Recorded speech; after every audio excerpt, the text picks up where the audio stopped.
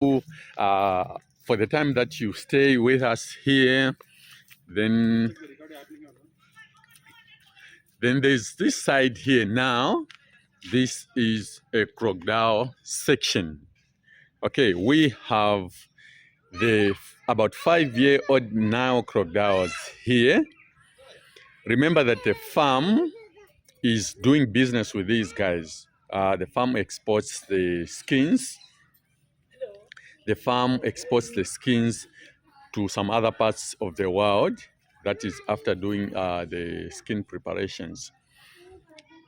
So, in terms of feeding, these guys feed on meat. We mostly feed them on meat because they are in the group of animals called carnivores.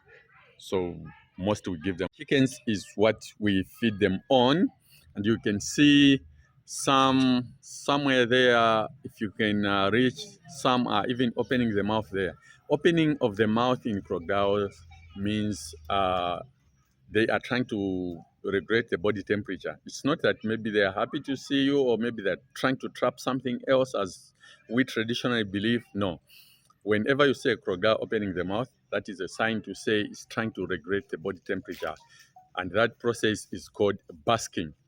The same process, if it's taken into dogs, it becomes panting. These two animals have got the sweaty glands that are inactive, so they are not helped in any way to regulate the body temperature. Hence, you will see them opening the mouth in the crocodiles. Then dogs will eventually take out the tongue so that they are able to cool themselves. There comes another species of crocodiles. This time we are talking about African slender snouted crocodiles, which is different from the Nile crocodiles that we have seen there. Of course, the difference between Nile crocodiles and African slender snouted crocodile is that these guys do not eat meat, though there are few records to say these guys can feed on meat, but under normal circumstances, they would just feed on fish, crabs, insects, and frogs. That's the best food they would always want to have. While at least when you talk about Nile crocodiles, they are carnivorous animals that would want to have meat always.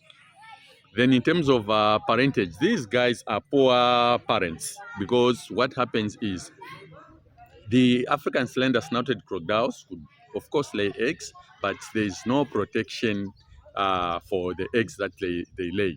They would just cut some vegetation, then cover the eggs, and off they go.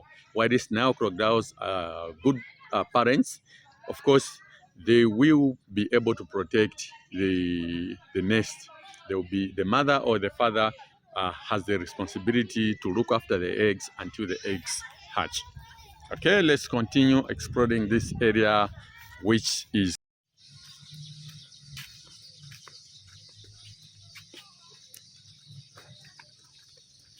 okay. Let's look at this poster here. It says what? Nile crocodiles. Categorized or classification, Nile crocodiles are very dangerous. What does that mean? It means if they attack you, definitely you face consequences. But remember that animals will only do that to you if you provoke them. Okay, so now I have this one here who is hiding. And if you check properly, all those that are looking like stones are Nile crocodiles. These are the mothers and the fathers of the young Nile crocodiles that I showed you in the first cage and in the second cage.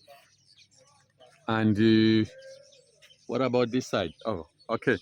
There's also one there. I don't know if you can see. It's one of the big crocodiles that you get to see here at Kalimba Reptile Park. So these big crocodiles are not kept for meat production or for skin production.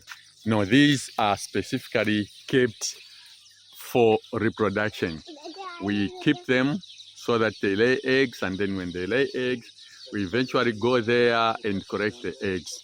It is at that point when we start incubating the eggs. After incubating the eggs, the hatchlings will hatch, and then definitely we will be able to start taking care of young Nile crocodiles.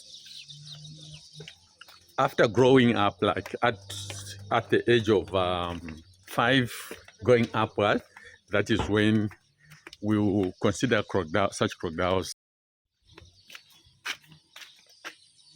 I think you are able to see a big crocodile right there. Let's see if, okay, there you go. These are some of the big crocodiles we have around here. We call them breeders because they are kept for breeding sake.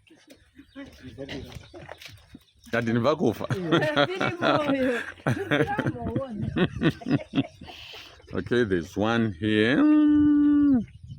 Okay, and whatever you see on the water, which looks like stone stuff, those are our now crocodiles. Specifically, like in Kalimba terms, we call them breeders because they are kept for breeding.